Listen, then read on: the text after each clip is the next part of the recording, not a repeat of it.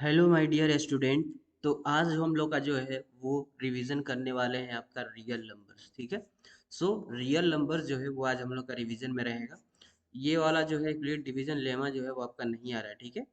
चलो, तो आपका रियल नंबर का आज जो हम लोग रिवीजन करेंगे, क्वेश्चन आंसर मोस्ट इंपॉर्टेंट करेंगे उस सवाल का भी। ठीक है। और इससे पहले जो है आपका बहुत सारे चैप्टर्स का जो है वो वन शॉट में बन चुका है, आप जाके देख लेंगे, प्लेलिस्ट बना होगा वहाँ पे, या फिर आप यहाँ आई बटन पे भी जाके देख सकते हैं। ठीक है। तो चलिए स्टार्ट करते हैं और अपना जो भी है वो सारा स्टार्ट करते हैं, अपना रिवीजन और क्वेश्चन प्रैक्टिस का। बाकी इससे पहले मैं एक और बात बता दूँ आपको कि यार वीडियो देख करके अगर तुम्हें यकीन नहीं हो रहा है ना कि क्या ये एकदम मतलब कि सच में बात है कि इस वे मतलब कि जो लेक्चर्स आ रहे हैं सारे उसी में से क्वेश्चन आएंगे, तो नहीं मंजूर है तो एक बार तुम सारे वीडियो देख लो, या फिर किसी भी 2-3 चैप्टर का वीडियो तुम देख लो वन शॉट वाले, और उसके बाद तुम सैंपल पेपर देख लो जो सीबीएसई ने लॉन्च किया है। समझ गए? उसके बाद मज़ा आ जाएगा तुम्हें, यकीन मानो मज़ा आ जाएगा। समझ गए? तो मैं ऐसे ही नहीं बोलता हूँ कि यार सारे इंपॉर्टेंट क्वेश्चंस हैं यहीं से क्वेश्चन आएंगे, ऐसे मैं नहीं बोल रहा हूँ। बहुत सारे रिसर्च करने के बाद ही मैं जो है वो सारे क्वेश्चन को लेके आया हूँ। समझ रहे हो बात? तो यार तुम लोग जो है ना वो लाइक शेयर सब्सक्राइब किया करो चैनल को, बहुत मेहनत लगता है वीडियो बनाने में, बहुत ज़्यादा मेहनत लगता है। तो चलो खैर, अब तुम लोग कहाँ सुनने वाले हो, लाइक शेयर सब्सक्राइब करोगे ही नहीं तुम, बस खाली वीडियो देखते हो चले जाते हो यार।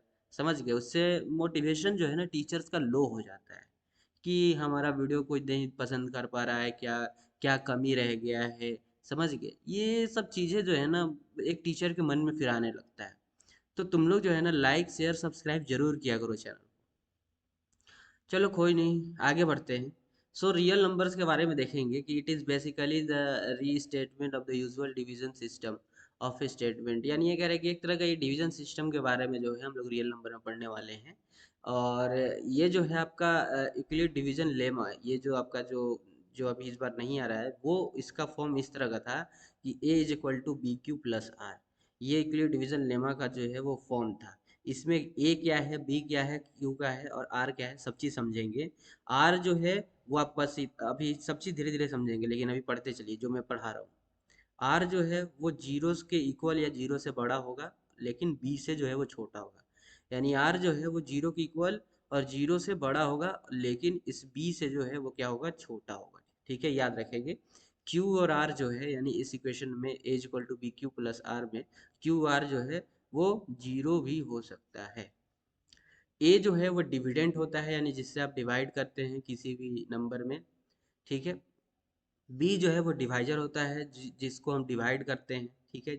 यानी जिसको हम डिवाइड करते हैं, जैसे मानो 4 है और ये 2 है, तो ये 2 जो है वो डिविडेंट हो गया, 4 जो है वो डिवाइजर हो गया। ठीक है।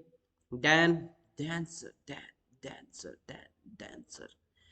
अब यहाँ पे जैसे अगर हम इसको देखते हैं 2 और 4 को, इसको अगर हम डिवाइड कर दें, डिवाइड करेंगे तो ये 2 आ जाएगा यहाँ पर। ठीक है, 2 आ जाएगा। अब जो 2 आया है उसको देखते हैं। हाँ, तो अब देखिए यहाँ पे जो है आपका यूक्लिड डिवीजन लेमा का ये जो फॉर्म होता है A is equal to B Q plus R, और आर जो है वो जीरो से बड़ा या जीरो के इक्वल और बी से लेकिन छोटा होता है। क्यू और आर जो है वो जीरो हो सकते हैं। ए जो है वो डिविडेंड होता है, बी जो है वो डिवाइजर कहता है, क्यू क्वेश्चन कहता है और आर जो है वो रिमाइंडर कहता है। जैसे हम आपसे कहते हैं कि 5 को जो है वो 2 से डिवाइड करना है। ठीक है, 5 को 2 से डिवाइड करना है, तो अब 5 को 2 से डिवाइड करते हैं। ठीक है। तो जो डिवाइड कर रहा है ये 2 जो है, इस 2 को हम डिवाइजर कहेंगे। क्या कहेंगे? इसको हम डिवाइजर कहेंगे। ठीक है। और ये जो है इसी को हम डिविडेंड कहते हैं। क्या कहते हैं सर जी? डिविडेंड कहते हैं। यहाँ पे जो वैल्यू आएगा, यहाँ पे जो वैल्यू आएगा उसे क्वेसेंट कहते हैं, क्यू। और नीचे जो बच जाता है, मान लो कोई वैल्यू यहाँ 1 बच जाएगा, तो ये 1 जो है ये रिमाइंडर होता है। ठीक है। तो ये सारे चीज़ें कैसे पहचानी जाती है मैंने ये आपको बता दिया। चलिए तो आगे देखते हैं। नेक्स्ट जो है, अब आप समझ गए होंगे कि डिविडेंड क्या होता है। डिविडेंड, अब देखिए एक फॉर्मूला, यानी कि A is equal to B Q plus R को हम लोग इस तरह से भी लिख सकते हैं। ए को डिविडेंड बोलते हैं तो dividend is equal to, B को जो है डिवाइजर बोलते हैं, डिवाइजर मल्टीप्लाई में क्यू के क्वेश्चन बोलते हैं, प्लस में रिमाइंडर। तो ये फॉर्मूला जो है आप याद रख लीजिएगा। चलो सर, आगे बढ़ते हैं। आगे है नेचुरल नंबर किसे कहते हैं, तो यार सबको पता है 5 6 7 8 9 10 1 2 3 4 5 6 7 8 9 10, ये सारे नेचुरल नंबर होते हैं, यानी नॉन निगेटिव काउंटिंग नंबर। ये जीरो को भी छोड़कर तो वो नेचुरल नंबर होते हैं। होल नंबर जिसमें जीरो भी आ जाए, ठीक है। इंटीजर जिसमें माइनस इन्फिनिटी से लेकर इन्फिनिटी तक का वैल्यू हो, ठीक है, तो वो इंटीजर हो जाता है, ठीक है। चलो सर, इस फिगर में आपको सब चीज़ पता चल जाएगा। नेचुरल नंबर जो 1 2 3 4 ऐसे चलते चले जाएंगे इन्फिनिटी तक, वो नेचुरल नंबर। होल नंबर जो 0 1 2 3 4 ऐसे करके ये इन्फिनिटी तक चला जाए। इंटीजर जो माइनस इन्फिनिटी से लेकर के -1 0 1 2 3 इस तरह से करके इन्फिनिटी तक चला जाए। रेशनल नंबर जो पी बाई, रेशनल नंबर उसको कहते हैं जो पी बाई क्यू के फॉर्म में हो, और यहाँ पर जो है वो q is not equal to zero होना चाहिए। यानी जैसे 1 - 1/2, 1/2 और भी बहुत सी चीज़ें, यानी ये भी माइनस इन्फिनिटी से लेकर इन्फिनिटी तक, लेकिन p बाई क्यू के फॉर्म में वाला भी जो है वो आपका, यानी कि फ्रैक्शन वाला फॉर्म भी जो है वो इस रेशनल नंबर में आ जाता है। और इन सब और इरेशनल नंबर, पाई जैसे हो गया, √2 हो गया, √3 हो गया, ये सारे इरेशनल नंबर है, लेकिन √4 जो है वो इरेशनल नंबर नहीं है। क्यों नहीं है, कमेंट में बताएंगे आप, ठीक है। √4 जो है वो इरेशनल नंबर क्यों नहीं है, वो आप कमेंट में बताएंगे। चलो, तो यहाँ पे जो है आपका ये रियल नंबर जो क्या होता है, अब इन सब से जो बन फॉर्म होता है, इन सब से देखो, ये गोल घेरा में देखिए, इन सब को जो, मतलब ये सारे जो नंबर्स आपको यहाँ दिख रहे हैं, ये rational number, integers, whole number, natural number, irrational number, इन सब को ही हम लोग एक सिंगल फॉर्म में बोल देते हैं रियल नंबर। इन सबको जो है एक सिंगल फॉर्म में बोल देते हैं रियल नंबर। इस फिगर से आपको बहुत अच्छे से ये चीज़ क्लियर हो गया होगा। चलो ठीक है सर, नेक्स्ट। तो फंडामेंटल थ्योरम देख लेते हैं अर्थमेटिक का। तो देखो, फंडामेंटल थ्योरम में कुछ नहीं होता, हम लोग फैक्टराइज कर देते हैं, और जो भी नंबर है उसका फैक्टराइज करके उसका प्रोडक्ट जो है प्राइम नंबर में हम लोग निकाल लेते हैं। प्राइम नंबर में उसको हम लोग क्या कर लेते हैं, निकाल लेते हैं प्राइम नंबर, यानी कि जिसका क्या हो, सिर्फ दो फैक्टर हो, तो उसमें हम लोग क्या कर लेते हैं, निकाल लेते हैं। एक तो वन हो और एक वो खुद का हो, उसी को हम लोग प्राइम नंबर कहते हैं। जैसे दो, दो का दो ही फैक्टर होगा, एक तो वन होगा और एक दो होगा। जैसे तीन, तीन का दो ही फैक्टर, एक एक होगा और एक तीन होगा, तो ये सारे प्राइम नंबर हो जाएंगे। Of course, the prime factorization of natural number is unique.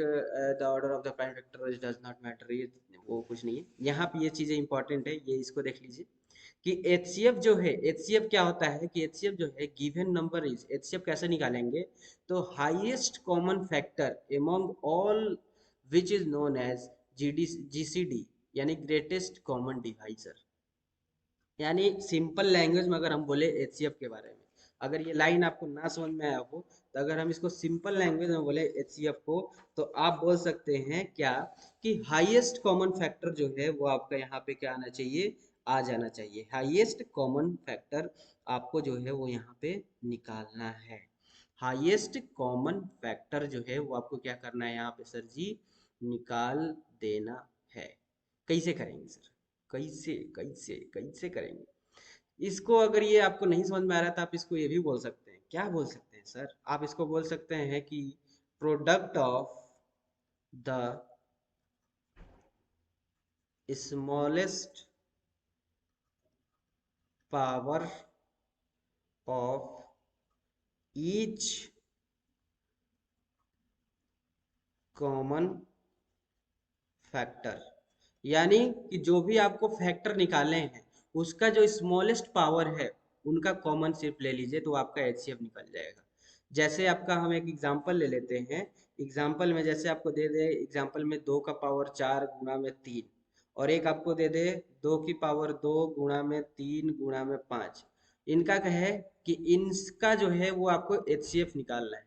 इनका क्या निकालना है, HCF निकालना है। तो हमने आपको क्या बताया कि product of the smallest power of each common factor, यानी जो भी कॉमन आ रहा है उसका स्मॉलेस्ट पावर आप ले लीजिए। जो भी जो है इन दोनों में कॉमन आ रहा है उसका क्या ले लीजिए, उसका स्मॉलेस्ट पावर आप ले लीजिए।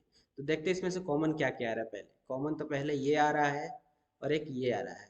तो अब इन दोनों में से स्मॉलेस्ट पावर का क्या क्या है, तो 2 का स्मॉलेस्ट पावर 2 का पावर 2 है, और 3 तो दोनों का पावर सेम ही है, तो 3 हो जाएगा।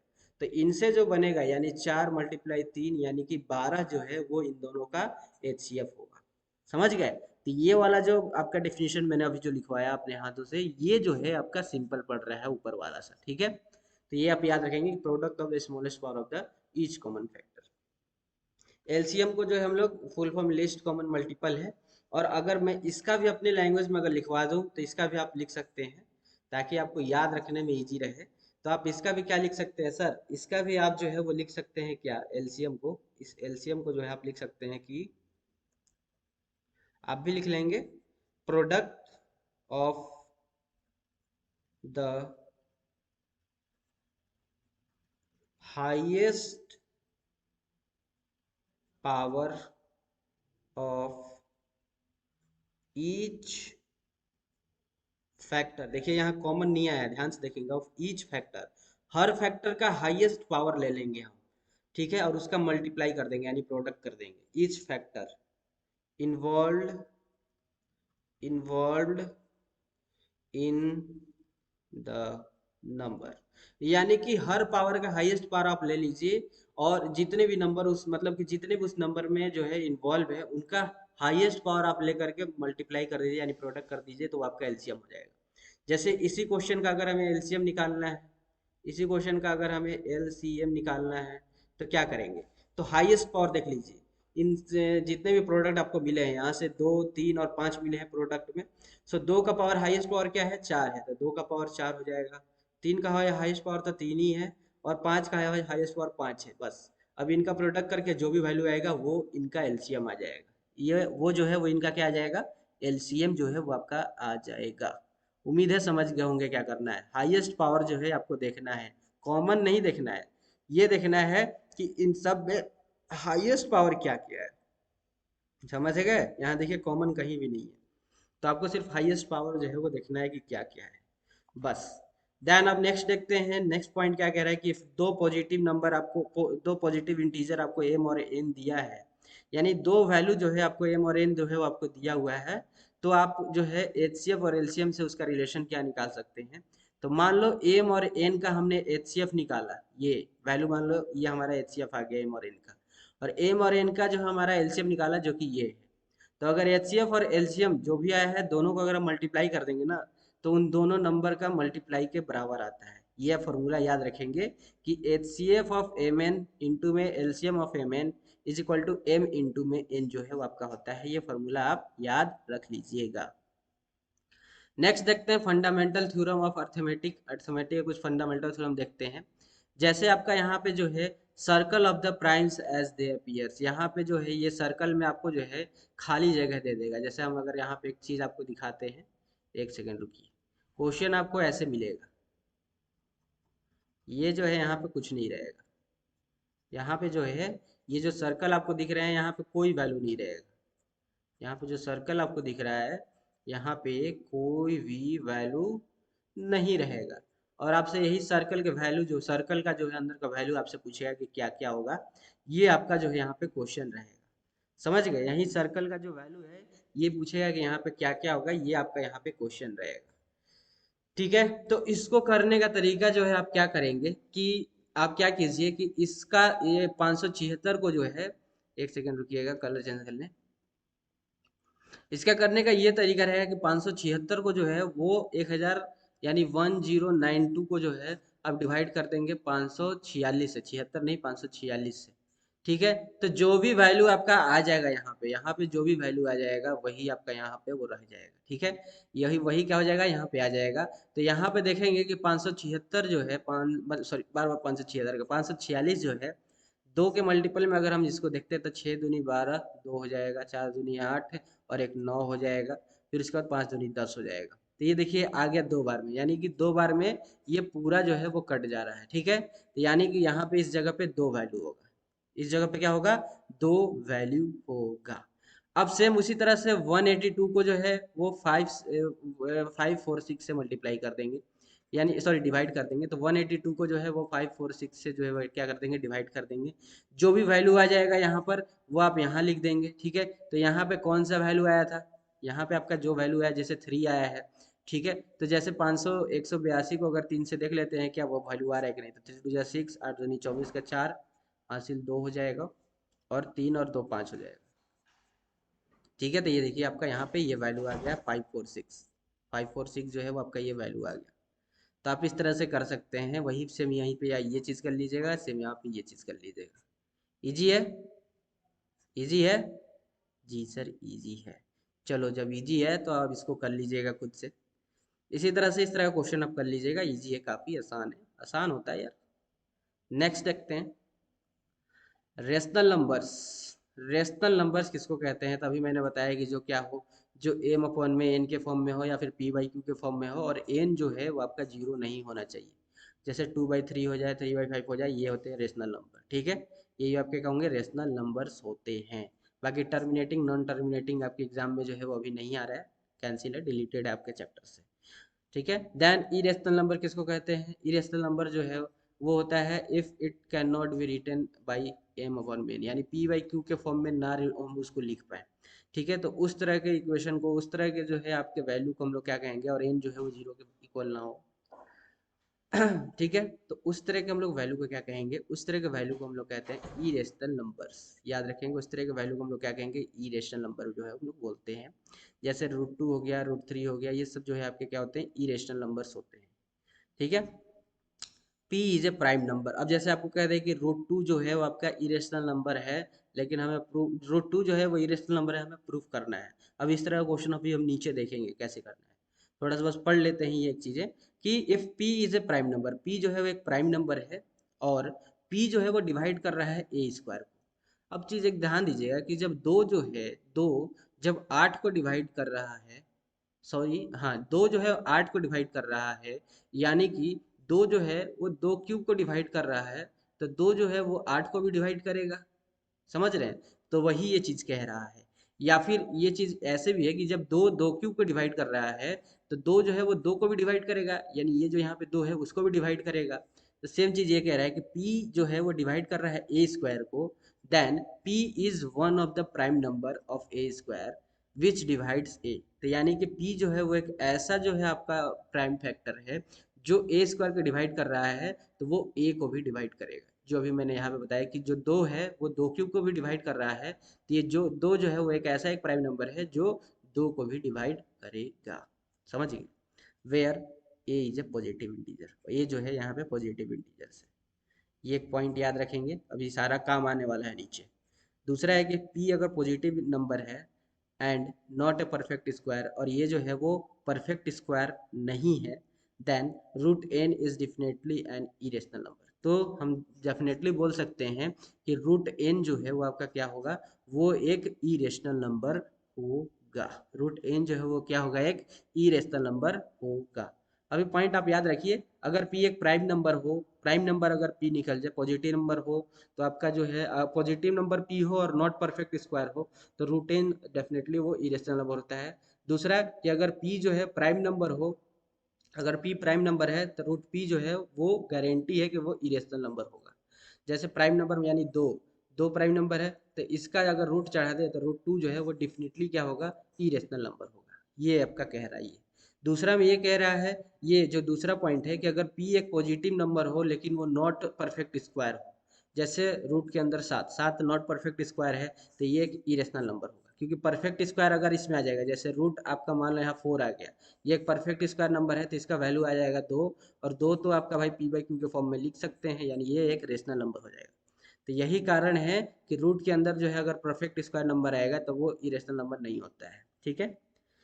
तो यहाँ पे आपका दूसरा पॉइंट भी मैंने समझा दिया, और पहला पॉइंट में ये है कि अगर p एक प्राइम नंबर है, और जैसे मान लो प्राइम नंबर यानी दो है, और दो जो है वो डिवाइड कर रहा है दो स्क्वायर को, जैसे यहाँ पे कह रहा है कि p जो है वो डिवाइड कर रहा है ए स्क्वायर को, तो मान लो दो जो है वो डिवाइड कर रहा है दो स्क्वायर को, देन जो ये दो है वो दो को भी डिवाइड करेगा, दो को भी डिवाइड करेगा। ये आपका पहला वाला पॉइंट कह रहा है, ठीक है।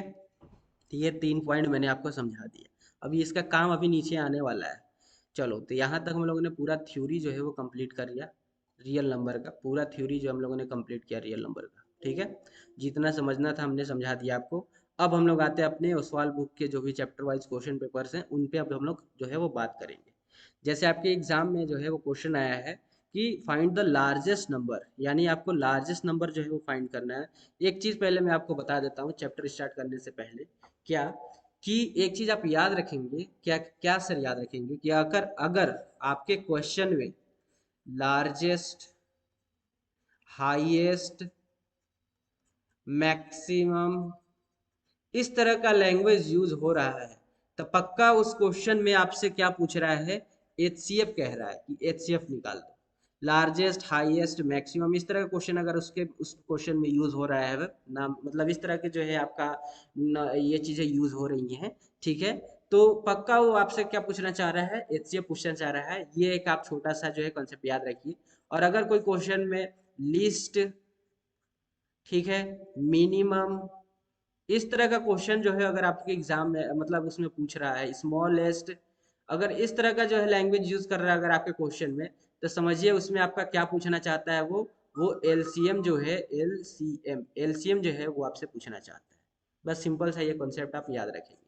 तो यहाँ पे आपसे लार्जेस्ट नंबर पूछ रहा है 389436 का, 542 का, ठीक है।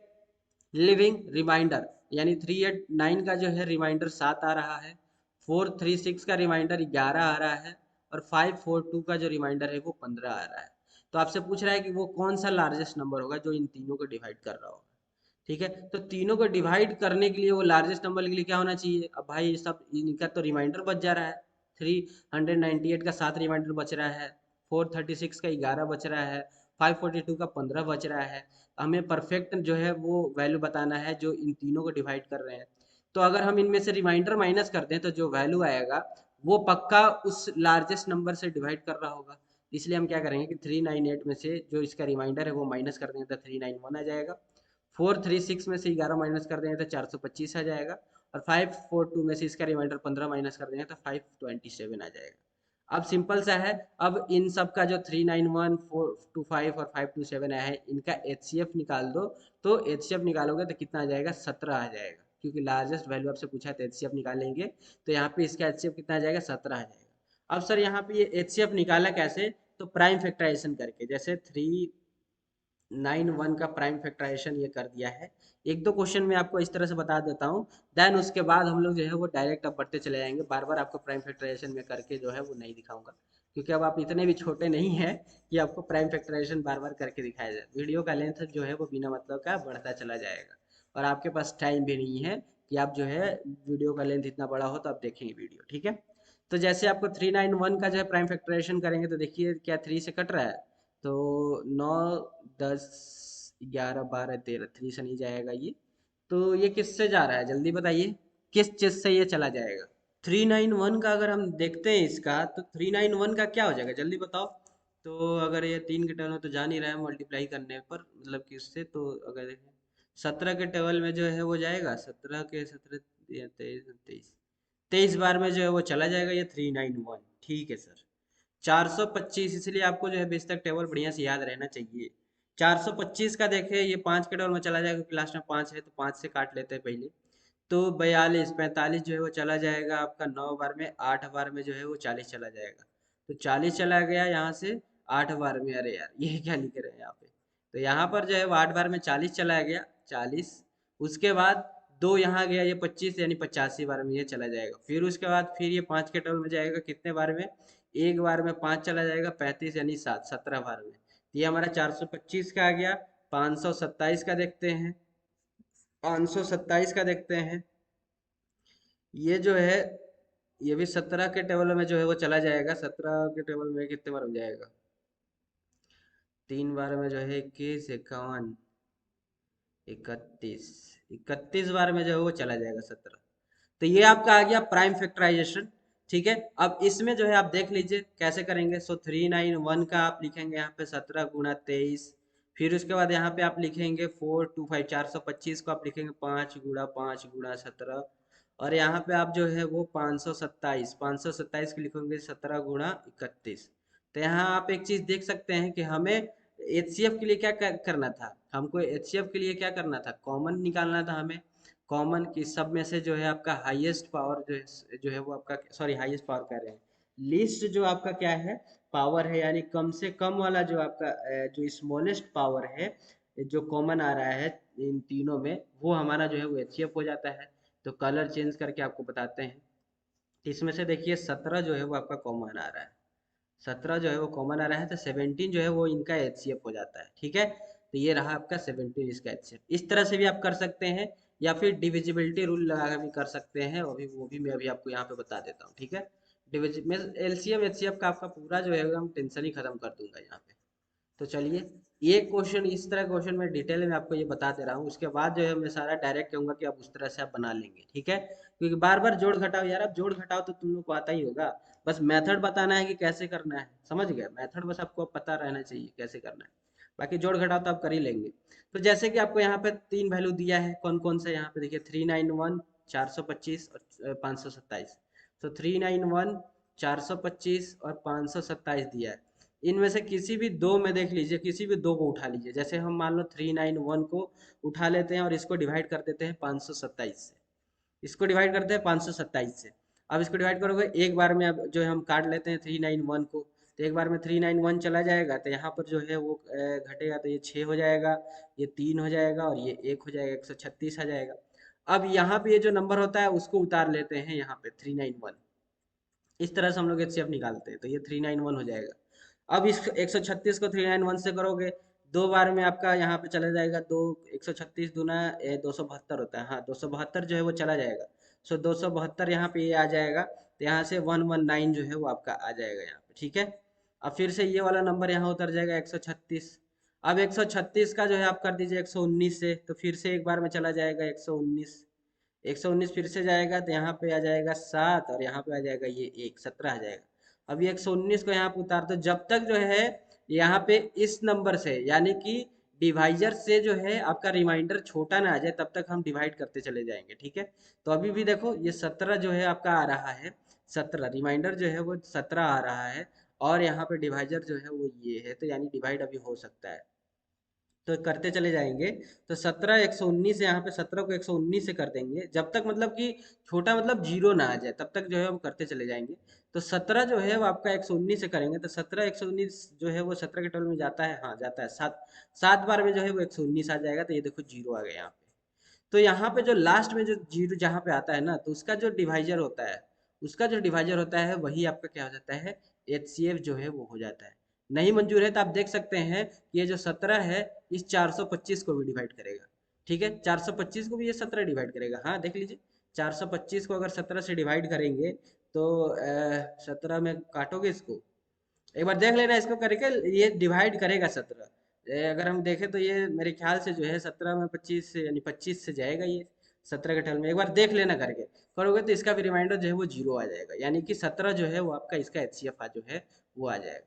तो इस तरह से भी आप करके एचसीएफ निकाल सकते हैं, ठीक है। मैंने दोनों मेथड जो है वो आपको बता दिया है, अब आपको जो मेथड इजी लगे आप उससे करके अपना एचसीएफ जो है वो निकाल सकते हैं। यस सर, मजा आ गया, आपने जो है पूरा जो है वो कंसेप्ट ही जो है वो बता दिया एचसीएफ एलसीएम का दोनों मेथड से। हाँ यार समझो तो पूरा बढ़िया से समझो, समझे। देन नेक्स्ट क्वेश्चन 98 को जो है प्रोडक्ट यानी कि वही फैक्टराइज करके लिखना है। सो 98 को जो इस तरह से फैक्टराइज कर दो, दो के टेबल में जो है वो 4 बार में 8 है और ये 9 बार में 18 चला जाएगा। फिर अब देखो 9 और यहाँ पे जो है ये कितने बार में जाएगा, 49 आ गया, 49 यानी 7 के टेबल में काट दो, 7 बार में चला जाएगा। अब तो कुछ जाने वाला नहीं है, यानी कि 2 गुणा 7 स्क्वायर जो है वो आ जाएगा, ये देखो ये इसका आंसर हो जाएगा। चलो sir next, if the HCF of 400 what and 1032 is expressed in this form, यानी कि HCF जो है 400 वाट और 1032 को जो है हम लोग इस तरह से लिख रहे हैं कि 1032 गुणा में 2 प्लस में 400 वाट गुणा में P, आपको इस P का वैल्यू फाइंड करना है। यानी HCF 400 वाट और 1032 जो है वो आपका जो है अब यहाँ पे P का वैल्यू जो है वो फाइंड करना है। तो आप जो है सबसे पहले क्या कीजिए कि 400 वाट और 1032 का HCF निकाल लीजिए। एचसीएफ निकालना मैंने डिटेल में जो है दोनों मेथड से, इसके जस्ट ऊपर वाले क्वेश्चन मैंने बताया है, तो आप वहां से निकालेंगे एचसीएफ, तो आपका कितना आ जाएगा, 24 आ जाएगा एचसीएफ वहां से। जी सर समझ गए कैसे आ गया एचसीएफ, वही कर लीजिएगा, या तो डिवीजन मेथड लगा लीजिएगा, 408 को 1032 से डिवाइड करके देख लीजिएगा, लास्ट में आपका जो है 24 जो है उससे पूरा पूरा कट जाएगा, ठीक है। या फिर आप जो है फैक्टराइज कर लीजिएगा 408 का, एक बार 408 का फैक्टराइज कर लीजिएगा, एक बार जो है 1032 का फैक्टराइज कर लीजिएगा, ठीक है। जो भी वैल्यू आएगा उनका फैक्टराइजेशन करके देखिएगा कि जो आपका स्मॉलेस्ट पावर है किसमें कॉमन आ रहा है, तो देखेंगे तो आपका इस तरह से ही आ जाएगा। तो एचसीएफ तो आपका 24 आ गया, यानी कि ये पूरा जो वैल्यू है वो 24 के इक्वल हो गया, एचसीएफ के इक्वल हो गया। तो यहाँ से आप जो मल्टीप्लाई करेंगे, तो 1032 को 2 से मल्टीप्लाई करेंगे तो 2064 आएगा, 2064 को 24 की तरफ ले जाएं तो माइनस में 2064 हो जाएगा, और ये 408 पी हो जाएगा। तो यहाँ से पी का वैल्यू जो है आप निकालेंगे तो -5 जो है वो आपका आ जाएगा, और यही आंसर हो जाएगा। ठीक है, तो इस तरह से इस क्वेश्चन को आप सॉल्व कर लेंगे। इसलिए मैंने डिटेल में ऊपर जो है वो एचसीएफ एलसीएम का दोनों मेथड बता दिया कि अब मुझे जो है नीचे जो है बार बार निकालना ना पड़े। अब आपको मेथड पता चल गया। अब जो है आप घर पे जो है आपका यही होमवर्क रहेगा कि यहाँ पे जितना भी मैंने आपको एचसीएफ एलसीएम जो निकालने के लिए कह रहा है, तो आप उस दोनों मेथड से लगा के आप सॉल्व करेंगे, ताकि वो दोनों मेथड आपको समझ में पूरी बढ़िया तरीके से आ जाए। बाकी मुझे अब यहाँ पे जो आपको प्रोसेस बताना है कि कैसे आप इस क्वेश्चन को, इस तरह के क्वेश्चन को आप सॉल्व करेंगे। बाकी एलसीएम एचसीएफ का जो कॉन्सेप्ट था मैंने आपको बता दिया, ठीक है।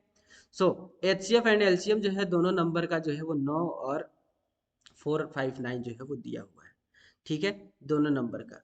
So if A one of the number is, एक नंबर आपको 27 दे दिया है, तो अदर नंबर आपको फाइंड करना है। तो फर्स्ट आपको पता है कि दोनों नंबर का सम यानी m इंटू एन का सम जो है वो एलसीएम ऑफ दोनों नंबर, एलसीएम ऑफ दोनों नंबर इंटू में एचसीएफ ऑफ दोनों नंबर होता है। तो वो फॉर्मूला आप लगा लेंगे यहाँ पे। ये आपका यहाँ से सेकेंड नंबर जो है वो निकल के सामने आ जाएगा, 153 आपका हो जाएगा, ठीक है। चलो, एलसीएम एचसीएफ जो है 13 और 17 का जो है आपको निकालना है यहाँ पे प्राइम फैक्टराइजेशन मेथड से, ठीक है।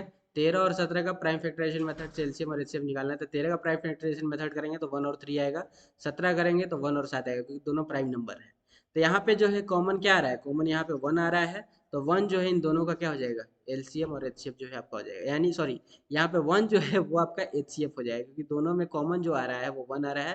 तो एचसीएफ तो 1 हो गया। एलसीएम के लिए क्या करेंगे, सबका मल्टीपल, यानी 1 गुना 30 गुना 13 गुना 17। तो 13 और 17 का गुणा कर देंगे तो 221 जो है वो आपका एलसीएम हो जाएगा, ठीक है। तो इस तरह से आप इस तरह के क्वेश्चन को भी सॉल्व कर लेंगे। नेक्स्ट क्वेश्चन, एलसीएम जो है नंबर का फाइंड करना है। प्राइम फैक्टराइजेशन आपको यहाँ पे दिया है 3 5 स्क्वायर इंटू में 3 स्क्वायर 7 स्क्वायर। एलसीएम फाइंड करना है यार, इजी है एलसीएम फाइंड करना। सो 3 गुणा में 5 स्क्वायर दिया है और एक 3 स्क्वायर गुणा में 7 स्क्वायर जो है वो आपको दिया हुआ है। एलसीएम फाइंड करना है, तो देख लेते हैं, हाईएस्ट पावर हमें लेना होता है, हाईएस्ट पावर। तो 3 स्क्वायर हो जाएगा गुणा में 5 स्क्वायर हो जाएगा और गुणा में 7 स्क्वायर हो जाएगा। इसमें तो कॉमन देखना नहीं होता है, हाईएस्ट पावर देखना होता है उनका मल्टीपल। तो इसका अब इसका गुणा करोगे तो 9 25 49 का गुणा कर देना, ये आ जाएगा इसका आंसर। एलसीएम जो है निकालना है 96 और 360 का, फंडामेंटल थ्योरम से, वही फैक्टराइजेशन मेथड से। सो यहाँ पे देखो 96 का फैक्टराइजेशन करोगे तो इस तरह से आपका करोगे ये हो जाएगा, 360 का करोगे इस तरह से करोगे तो ये आ जाएगा। तो यहाँ पे देखोगे कि 2 जो है वो 1 2 3 4 5 बार आ रहा है, तो 2 का पावर 5 हो जाएगा। 3 2 बार आ रहा है तो 3 का पावर 2 हो जाएगा, ठीक है। गुणा में 5, नहीं नहीं, ये गुणा में 5 जो है वो, अच्छा ये तो एलसीएम निकाल रहे हैं ना, यहाँ पे 96 का 2 का पावर 5 गुणा में 3 हो गया। और 360 का देखेंगे तो 360 में 1 2 3 3 बार आ रहा है, 2 का पावर 3 हो जाएगा। 1 2 2 बार आ रहा है 3, तो 3 का पावर 2 हो जाएगा। 5 2 बार आ रहा है, 5 2 बार आ रहा है, तो 5 यहाँ से, ये 5 जो है इस 5 से कटेगा यहाँ पे, तो यहाँ नीचे 1 हो जाएगा, 1, ये एक स्टेप छोड़ दिया था। तो यहाँ पे 5 एक ही बार आ रहा है, ठीक है। 1 से यहाँ पे कटेगा नहीं, ये तो 1 आ जाएगा नीचे। तो 5 एक बार। तो यहाँ से देखेंगे एलसीएम के लिए जो भी हाईएस्ट पावर होता है उसको उठा लेते हैं, प्लस में जो कॉमन नहीं है उसको भी ले लेते हैं। तो यहाँ से जो है आपका ये आंसर आ जाएगा, ठीक है। चलो नेक्स्ट, लार्जेस्ट नंबर देखो, यहाँ लार्जेस्ट नंबर बोला है, मैंने आपको बता रखा था लार्जेस्ट हाईएस्ट अगर कहीं भी क्वेश्चन में है तो हमें क्या निकालना होता है, जी हाँ, एचसीएफ निकालना होता है। तो 70 और 125 का जो है आपको निकालना है, लेकिन यहाँ कह रहा है कि रिमाइंडर भी इसका है, 70 का 5 आया है रिमाइंडर, 125 का 8 आया था, ये दोनों घटा देंगे रिमाइंडर सबसे पहले। तो 70 में से 5 घटाओ 65 आएगा, 125 में से 8 घटाओ 117 आएगा। अब ये 65 और 117 एग्जैक्टली डिवाइड हो जाएगा ये लार्जेस्ट नंबर से। तब इनका 65 और 117 का जो है आपको एलसीएम मतलब कि एचसीएफ निकालना है।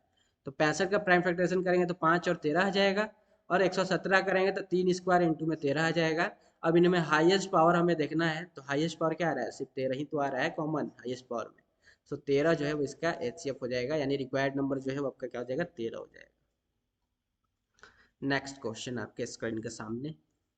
सो प्राइम फैक्टराइजेशन जो है आपका डिनोमिनेटर का जो है, रेशनल नंबर का डिनोमिनेटर उसका प्राइम फैक्टराइजेशन निकालना है। और 6.12 के पावर यहाँ पे बार जो है वो लगा हुआ है, बार। इसका मतलब होता है, जो ऊपर में लाइन जो लगा रहता है, इसका मतलब होता है कि ये 1 और 2 जो है वो बार बार रिपीट कर रहा है, इसका मतलब ये होता है, ठीक है। चलो इन्फिनाइट टाइम तक। सो इस तरह के क्वेश्चन को सॉल्व करने के लिए आप क्या करेंगे, कि ये जो 6.1/2 का पावर में बार लगा है उसको x मान लीजिए। अब ये जितने नंबर पे बार लगा है यानी 2 नंबर पे बार लगा है ना, तो 2 नंबर पे लगा है तो 1 पे उतना ही 0 चढ़ा देंगे, ठीक है, और उससे मल्टीप्लाई कर देंगे दोनों में, बोथ साइड एलसीएम, मतलब कि राइट हैंड साइड और लेफ्ट हैंड साइड दोनों तरफ जो हम लोग दोनों से मल्टीप्लाई कर देंगे, यानी 100 से मल्टीप्लाई कर देंगे। तो यहाँ पे 2 नंबर से लगा है तो 100x से, यानी x में 100 से भी मल्टीप्लाई कर देंगे और 6.12 का बार पे भी 100 से मल्टीप्लाई कर देंगे। तो 6.12 का बार पे 100 से मल्टीप्लाई करोगे तो ये 1 और 2 जो है वो पॉइंट के उस साइड चला जाता है। तो 1 और 2 पॉइंट के साइड आ गया तो 612 ये हो गया। अब ये 1 2 1 2 1 2 तो रिपीट ही कर रहा था, दोबारा से 1 और 2 के ऊपर बार जो है वो चढ़ जाएगा, 2 नंबर जो है वो आपके इधर आ जाएगा, यानी कि 6.12 पहले था, अब इसमें 100 से मल्टीप्लाई किए तो 6.12 बार जो है, ये बार का मतलब होता है कि 1 2 1 2 1 2 इस तरह से जो है आपका रिपीट करता है। तो इसमें से जब हम 100 से इसको मल्टीप्लाई कर रहे हैं तो ये जो 2 है यहाँ पे डिजिट वो इधर चला जाता है, तो 612 हो जाता है। और ये फिर से ये यहाँ वाला जो है वो आपका ये यहाँ पे बार बार जो है वो लग जाता है, और ये फिर से उसका मतलब ये होता है कि रिपीट हो रहा है, ठीक है। तो सेम वही चीज़ हो गया। अब ये फर्स्ट इक्वेशन हो गया, ये सेकंड इक्वेशन हो गया, इनको दोनों को घटा दीजिए यानी सब्ट्रैक्ट कर दीजिए। तो 100x में से x जाएगा तो 99x बचेगा, और 612 में से 6 जाएगा तो 606 बचेगा, और ये 12 रेकरिंग और 12 बार यानी 12 बार और 12 बार जो है वो कट जाएगा आपस में। तो यहाँ पे सिर्फ 606 बचा, ठीक है। तो अब यहाँ से x का वैल्यू 606 अपन में 99 आएगा, यानी 202 अपन में 33 आ जाएगा। अब हमें डिनोमिनेटर का फैक्टराइजेशन करना था, यानी 33 का फैक्टराइजेशन करना था, क्वेश्चन में कह रहा है डिनोमिनेटर का। सो 33 का फैक्टराइजेशन जो है वो 3 इंटू में 11 हो जाएगा, और यही इसका आंसर हो जाएगा। इस तरह से आप इस तरह के क्वेश्चन को सॉल्व कर लेंगे। ये क्वेश्चन कर लेना, करवा रखा है मैंने रिवीजन के समय, अभी आज ही करवाया, इसी वीडियो में देखेंगे तो कुछ नहीं। आपसे एक्स और वाई का वैल्यू, इसका वैल्यू पूछा है तो इन दोनों का मल्टीपल कर दीजिएगा, इनका और इनका निकल के आ जाएगा सामने। यहाँ पे वाई का वैल्यू पूछा है 15 और 13 का 5 और 13 का मल्टीप्लाई कर दीजिएगा, वाई का वैल्यू निकल के आ जाएगा सामने, ठीक है। चलो ये देखो यहाँ आंसर भी दिया है। नेक्स्ट, इस तरह का क्वेश्चन भी आपके एग्जाम में बहुत बार पूछता है, और इस बार भी आपके एग्जाम में आएगा ही आएगा, याद रखना, ठीक है। एग्जाम में आएगा ही आएगा, याद रख लेना ये क्वेश्चन। इस तरह के कह रहा है कि proof that 2 + 3√5 is an irrational number, यानी कि आपको प्रूफ करना है कि 2 प्लस में 3√5 जो है वो एक इरेशनल नंबर है, ये आपको प्रूफ करना है। तो कैसे करेंगे? तो इस तरह का जो मेथड अभी मैं बता रहा हूँ, यानी ये जो लिख के सब बता रहा हूँ, इसको हूबहू आप याद कर लीजिएगा और ऐसे ले जाकर अपने एग्जाम में लिखिएगा, तो आपका नंबर नहीं कटेगा इस तरह के क्वेश्चन। तो आप लिखेंगे क्या कि लेटस एज्यूम, आप मान लेंगे कि जो 2 प्लस में 3√5 है वो एक रेशनल नंबर है, मान लेते हैं। और so that we can find, अब हमें जो है इनका जो है इंटीजर फाइंड करना है ए एंड बी का, और बी जो है वो नॉट जीरो है, ए एंड बी इंटीजर, यानी कि अब हमें इनका रेशनल नंबर जब हम इनको माने हैं तो rational number P by Q के फॉर्म में होता है, और पी बाई क्यू को फॉर्म इस क्वेश्चन में ए बाई बी लिया है, तो ए बाई बी के फॉर्म में जो हमको इनको जो है वो शो करना है, तो हम कह देंगे कि 2 प्लस में 3√5 जो है वो एक रेशनल नंबर है, ठीक है। और यहाँ पे बी जो है वो नॉट इक्वल टू जीरो जो है वो आपका होना चाहिए, रेशनल नंबर का ये कंडीशन होता है। सच दैट, इसका मतलब कि 2 प्लस में √5 जो है वो इक्वल हो जाएगा ए बाई बी के, और ए और बी यहाँ पे को प्राइम नंबर होते हैं, याद रखेंगे। प्राइम नंबर में क्या होता है? को प्राइम, यानी जैसे 1 और 2 ये दोनों प्राइम है, और को प्राइम का मतलब क्या होता है कि इन दोनों में कोई भी चीज़ कॉमन नहीं होता है। को प्राइम, को प्राइम का मतलब क्या होता है सर? को प्राइम का मतलब ये होता है कि दोनों नंबर में कोई भी वैल्यू कॉमन ना हो, जैसे 1 और मान लो यहाँ पे 2 ले लें, तो इनमें कोई वैल्यू कॉमन नहीं आ रही, तो ये दोनों आपस में क्या होंगे? को प्राइम नंबर होंगे। समझ गए? जी सर समझ गए। चलो, तो यहाँ पे ए और बी जो है वो एक कोप्राइम नंबर होना चाहिए, याद रखिएगा, कोप्राइम नंबर होते भी हैं रेशनल नंबर में। सो अब इनको रीअरेंज करते हैं, तो देखो ये जो 2 है वो तो रेशनल नंबर है, लेकिन और यहाँ पे 3 जो है ये भी रेशनल नंबर है, और ये √5 जो है ये तो परफेक्ट स्क्वायर नंबर नहीं है 5, ठीक है, तो ये आपका इरेशनल नंबर है। तो रेशनल रेशनल को एक तरफ कर लेते हैं, तो ये जो रेशनल नंबर और यहाँ पे ए बाई बी जो है वो रेशनल नंबर है, तो रेशनल रेशनल जितने भी उनको सबको एक तरफ कर लेते हैं और इरेशनल को एक तरफ कर लेते हैं। सो रेशनल नंबर 2 था तो रेशनल की तरफ ले गए, 3 भी रेशनल नंबर था तो नीचे डिवाइड कर देंगे लाकर, यहाँ पर ये देखो नीचे डिवाइड कर दिए, तो यहाँ से आपका ये आपका बन गया इक्वेशन, और उधर √5 जो है वो इसके इक्वल है, √5 जो है वो इसके इक्वल है।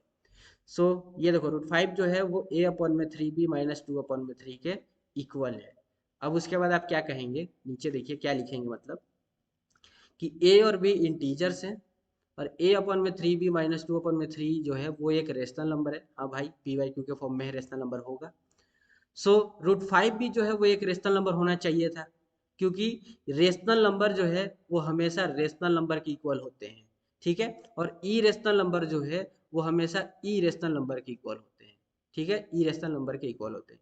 कभी भी एक ई रेशनल नंबर जो है वो रेशनल नंबर के इक्वल नहीं होता है, ये बात आप ध्यान में रखेंगे, ठीक है।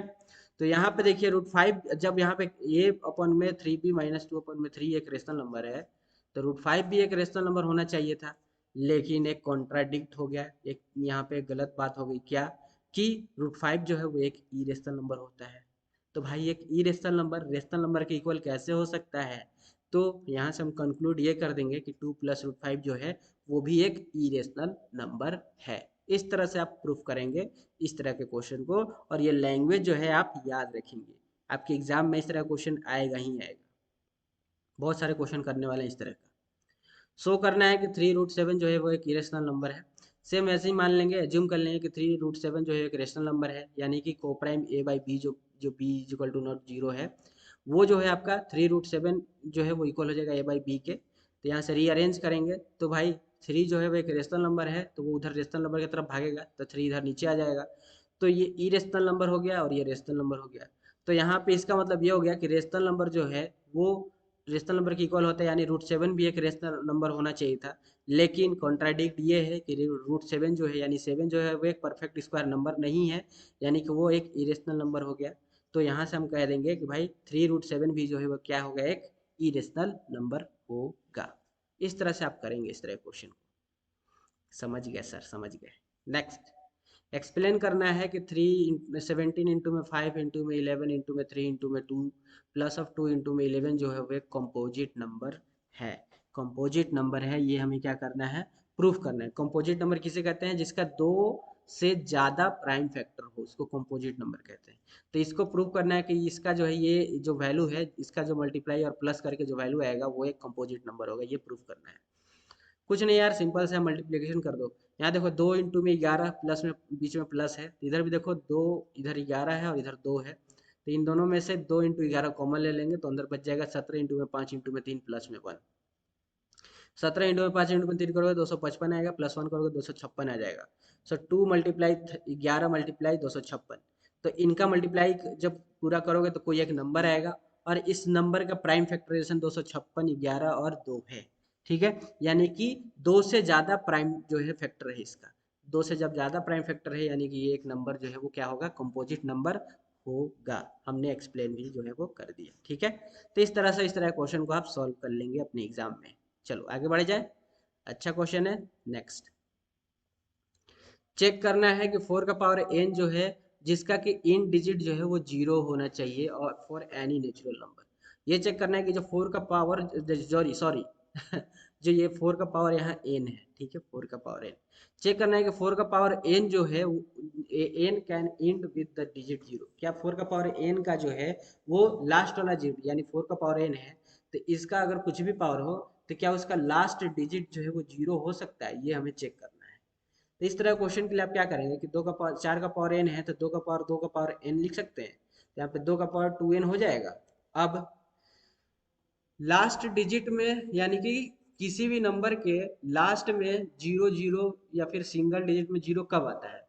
जब उसका जब उसमें जो मल्टीपल होंगे, 5 और 2 का मल्टीपल होगा, तभी लास्ट में जो है वो एक डिजिट आएगा। अगर 5 का 2 मल्टीपल है, 2 का भी 2 मल्टीपल है, तो लास्ट में 2 जीरो आएंगे उसमें, ठीक है, तभी आएगा। यानी 5 और 2 उसमें होने चाहिए, लेकिन 4 के पावर n में तो सिर्फ 2 ही हमें दिख रहा है, 5 तो कहीं दिख ही नहीं रहा।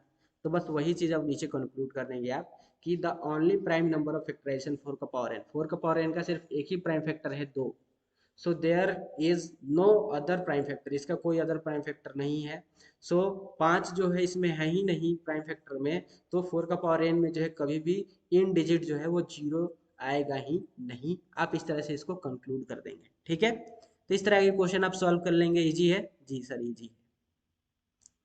Next can two numbers have 15 and their HCF is 175 and their LCM, यानी कह रहा है कि क्या दो नंबर का एचसीएफ जो है वो 15 और एलसीएम 175, एलसीएम एचसीएफ 15 और एलसीएम जो है 175 हो सकता है क्या? दो नंबर का सेम एलसीएम और एचसीएफ हो सकता है क्या? ये आपसे कह रहा है। अगर होगा तो गिव रीजन, ये आपको बताना है। तो जल्दी बताइए क्या ऐसा होगा क्या? तो देखिए एलसीएम इज इक्वल जो है 175 दिया है, एचसीएफ जो है 15 दिया है। तब आपको पता है कि एलसीएम जो है वो के मल्टीपल ऑफ एचसीएफ होता है। ऊपर मैंने आपको ये इसका फॉर्मूला ही बता रखा है।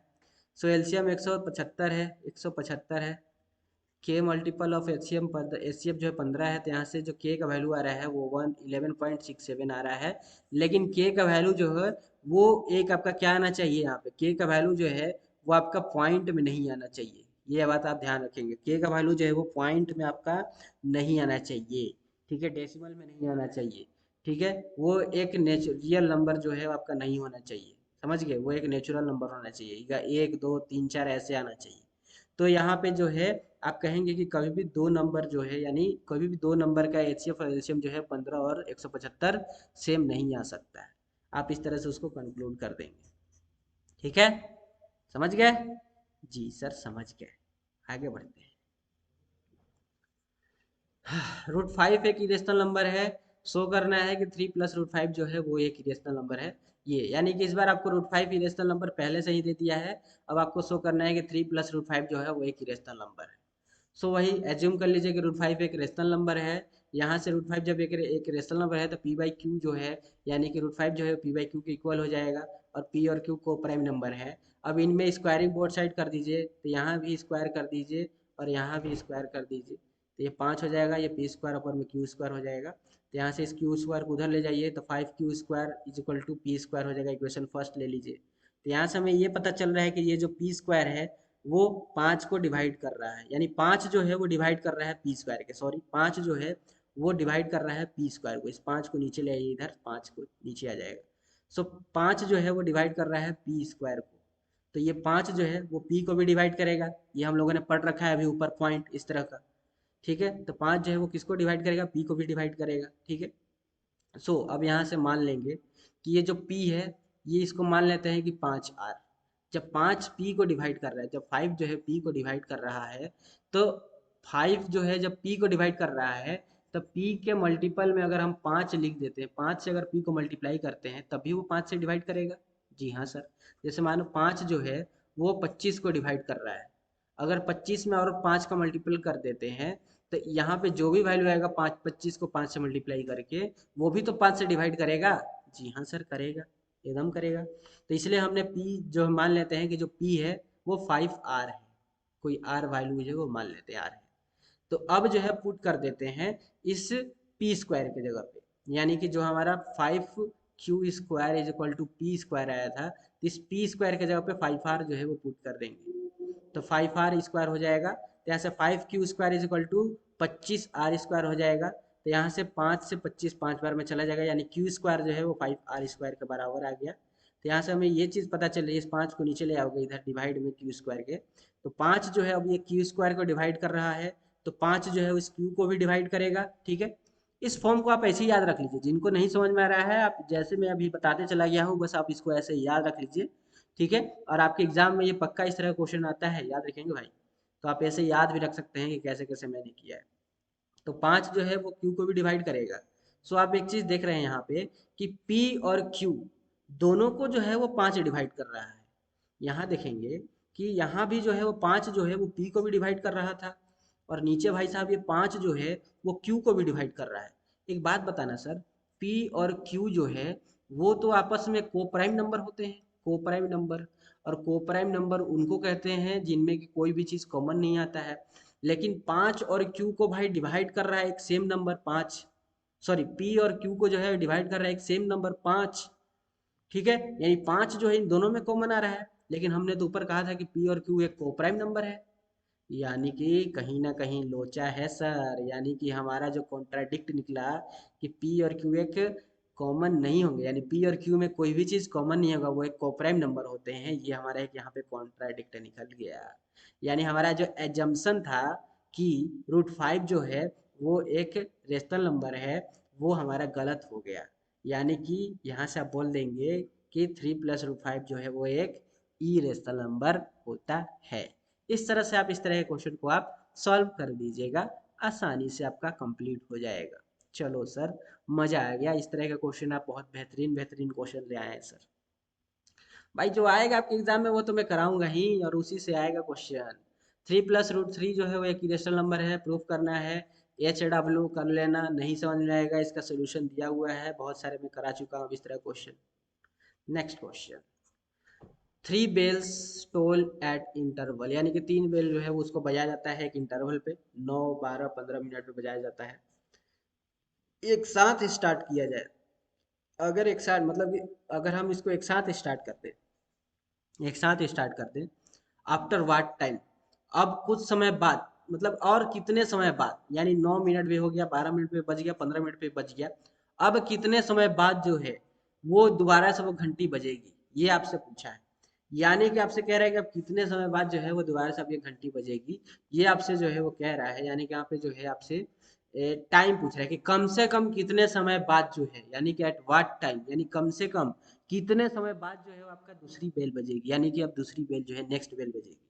तो कम से कम यानी एलसीएम निकालना है, यानी स्मॉलेस्ट चीज अगर आपसे पूछ रहा है तो एलसीएम निकालना है, मैंने बताया था आपको। तो यहाँ पे 9, 12 और 15 का फैक्टराइजेशन कर लेंगे, ये आ जाएगा। अब इनका जो है आप निकाल लीजिए, अब एलसीएम तो जानते ही आप, 2 का स्क्वायर जो है, इसके बाद 3 का स्क्वायर, यहाँ से आपका 3 तो कॉमन हो ही गया, और इंटू में 5 कर दीजिए, तो यहाँ से 180 मिनट जो है वो आपका आ जाएगा, यानी 3 घंटा। ये इसका आंसर हो जाएगा। ठीक है सर, मजा आ रहा है। देन 2 टैंकर्स 850 लीटर और 680 लीटर पेट्रोल लेके आ रहे हैं। मैक्सिमम कैपेसिटी भाई साहब, मैक्सिमम HCF भाई साहब, सर आपने तो ऐसा चीज बता दिया है कि मजा आ गया। देखते ही पकड़ में आ जा रहा है कि क्या पूछ रहा है। So maximum capacity of container can measure the petrol of the tank and extract of the tank. अब जब मैक्सिमम ही पूछा है तो HCF यानी 850 और 680 का निकाल लेंगे पहले फैक्टराइजेशन, उसके बाद HCF के लिए क्या करते हैं, मतलब कि स्मॉलेस्ट जो है पावर देखते हैं। तो 2 और 3 में तो कॉमन आ रहे हैं, तो 2 और 3 में स्मॉलेस्ट पावर सिर्फ 2 है। 5 भी कॉमन आ रहा है, और 5 में स्मॉलेस्ट पावर 1 ही है, 5 ही है। 17 भी कॉमन आ रहा है तो 17, इनका मल्टीप्लाई करोगे 170 जो है वो आ जाएगा, और यही इसका आंसर हो जाएगा। और प्राइम फैक्टराइजेशन इस तरह से कर लेंगे तो आपका ये चीज़ें आ जाएंगी बन के सामने। चलो सर, कहाँ चलो कहाँ चलो सर। नेक्स्ट क्वेश्चन आपके स्क्रीन के सामने। The length breadth and height of a room 8 metre 50 centimetre, यानी 8 मीटर का है और उसमें 50 सेंटीमीटर और है। 6 मीटर 25 सेंटीमीटर, 4 मीटर 75 सेंटीमीटर का जो है आपका है लेंथ ब्रेथ हाइट एक रूम का। फाइंड करना है length of the longest. Sir longest आ गया sir, maximum, longest, largest, sir HCF कहीं तो नहीं है। यस सर, HCF ही है। ठीक है सर, आप निकाल लेंगे। अब क्या है, अब देखो सबसे पहले तो लेंथ जो आपका 8 मीटर 50 सेंटीमीटर दिया है, तो यानी 850 सेंटीमीटर दिया है, यानी 850 का फैक्टराइजेशन करोगे तो ये आ जाएगा, 625 का करोगे ये आ जाएगा, 475 का करोगे ये आ जाएगा। अब इसमें जो है आप देख लेंगे कि लिस्ट पावर क्या क्या है। तो सिर्फ एक ही चीज़ पहले तो कॉमन आ रहा है, 5 ही आ रहा है, 5 में लिस्ट पावर 5 का पावर 2 है, यानी 25 जो है वो हमारा आंसर हो जाएगा। 25 जो है वो हमारा आंसर हो जाएगा। सर उड़ा रहे हैं आप क्वेश्चन को बहुत भयंकर तरीके से। भाई अब जब कॉन्सेप्ट ही आपको पता चल गया तब तो मजा आएगा ही। 3 अलार्म क्लॉक्स रिंग कर रहे हैं एक इंटरवल पे, 4, 12 और 20 मिनट पे। 3 अलार्म क्लॉक जो है वो क्या कर रहे हैं, बज रहे हैं। If they started ringing together, एक साथ अगर स्टार्ट करें तो after what how much time they will next ring. भाई सेम तरह का क्वेश्चन करके आए हैं अभी हम लोग। कम से कम कितने समय, कम से कम मतलब एलसीएम जो है आपसे पूछ रहा है, तो एलसीएम जो है आप निकाल लीजिएगा। HW है मेरे तरफ से, ठीक है। वो स्कूल वाला बेल वाला की तरह ही है ये भी, तो आप इसको जो है आप निकाल लेंगे। बहुत ईजी है क्वेश्चन, ठीक है। कर लेंगे ना चाचा? जी सर कर लेंगे, कर लेंगे सर कर लेंगे। चलो ठीक है, कर लेंगे तो अच्छी बात है। नेक्स्ट क्वेश्चन आपके स्क्रीन के सामने ये रहा। In a school there are 2 section A एंड B, class 10th। Class 10th में एक स्कूल में क्लास 10th में जो है 2 सेक्शन है, A और B है, जिसमें A सेक्शन में 48 बच्चे हैं, B सेक्शन में 60 बच्चे हैं। डिटरमाइन करना है लिस्ट नंबर ऑफ बुक्स, कम से कम बुक। भाई कम से कम यानी एलसीएम तो नहीं निकालना है। अब बस इसके आगे सर हमें पढ़ने की कोई जरूरत नहीं है, लिस्ट बोल दिया बस काफी है। सो 48 का निकाल लेंगे प्राइम फैक्टराइजेशन, 60 का निकाल लेंगे और एलसीएम निकालना आपको आता ही है, निकाल के आंसर ला देंगे। ठीक है सर, मजा आ गया लेकिन आपका कॉन्सेप्ट देखकर। भाई सेम क्वेश्चन HW कर लोगे ना? बहुत सारे इस तरह क्वेश्चन में बता दिया आपको। कर लेना तुम कर लेना तुम कर लेना, ओ कर लेना तुम कर लेना तुम कर लेना। सर ये हमें यहाँ पे क्वेश्चन दिया है, उसके बाद यहाँ पे 3 केसेस बना के दिए हैं, मैक्सिमम नंबर पूछ रहा है, मैक्सिमम यानी कि हमसे एचसीएफ पूछ दिया सर। चलो उसके बाद और भी कुछ केसेस हैं, इसको भी देख लेते हैं। पहले कह रहा है कि 104 स्टूडेंट है क्लास 10th में, और 9th क्लास में जो है वो 96 स्टूडेंट है। हाउस एग्जामिनेशन में जो है आपको मतलब कि वहाँ उस स्कूल में एग्ज़ाम हो रहा है, ठीक है। पैरेलल रो में जो है इवेनली सीट करना है, यानी दो दो को बिठाना है, पैरेलल एक रो है उसमें, ठीक है, सेम क्लास में बैठाना है।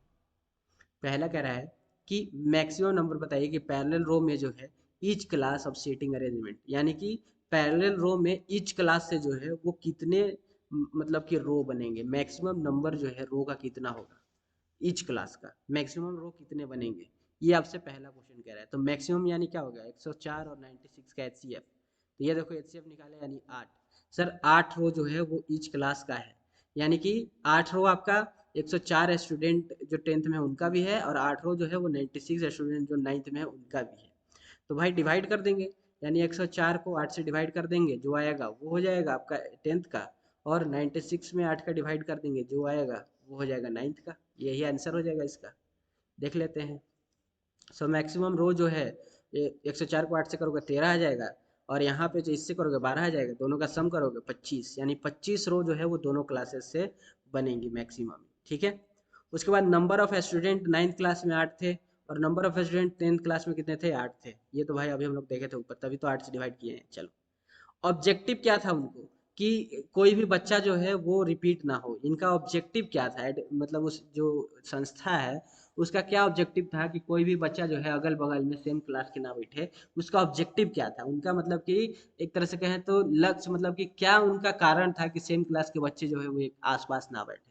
तो वो भाई अब सब लोग जानते हैं कि सेम क्लास के बच्चे एग्जामिनेशन में आसपास क्यों ना बैठे। अब वो तो तुमसे ज्यादा कोई जान नहीं सकता है। तुमसे ज्यादा तो कोई जान नहीं सकता, क्योंकि अगल बगल बैठेंगे भाई, कुछ ना कुछ तो फुसफुस करोगे ही, समझ गए, कुछ ना कुछ तो हिंट लोगे ही। इसलिए उनका ऑब्जेक्टिव वो था, समझ गए। तो वही चीज लिखा है कि clean, fair and clean examination कराने के लिए उनका ऑब्जेक्टिव था। चलो दूधनाथ दो वेसल्स कंटेन लेके आए हैं, 720 ml का और 405 ml का मिल्क का। Milk container is poured into glass, glass में जो है मिल्क कंटेनर जो है वो रखा जा रहा है, मतलब ग्लास में भरा जा रहा है। Equal capacity of the brim, brim के, ब्रीम का मतलब जैसे कि ये एक गिलास है आपका, ये एक गिलास है, तो ब्रीम का मतलब होता है ये ग्लास का जो ये कोना है ना, ये कोना यहाँ तक एकदम भरा जा रहा है, एकदम कोने के बराबर तक जो है उस दूध को भरा जा रहा है, इस कोने के एकदम बराबर बराबर तक भरा जा रहा है, समझ गए। तो आपको यहाँ पे बताना है कि मिनिमम नंबर ऑफ ग्लासेस कितनी लगेंगी, यानी कम से कम नंबर ऑफ ग्लासेस जो है इसमें कितनी लगेंगी। भाई भाई साहब मिनिमम नंबर ऑफ ग्लासेस आपसे पूछा है कितनी लगेंगी।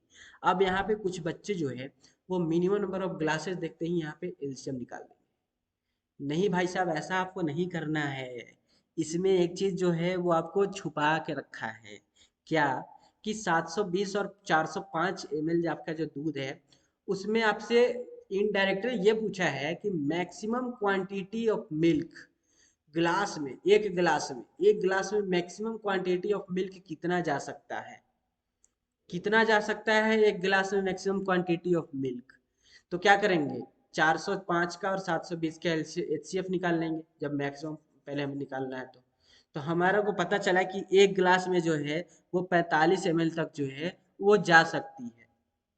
तो जो 720 लीटर का दूध जो है उसमें 16 गिलास लगेंगे टोटल, और जो जो आपका सेकंड वेसल्स है 405 ml का, उसमें 45 ml का अगर जो है एक गिलास हो जा रहा है तो 9 गिलास लगेंगे।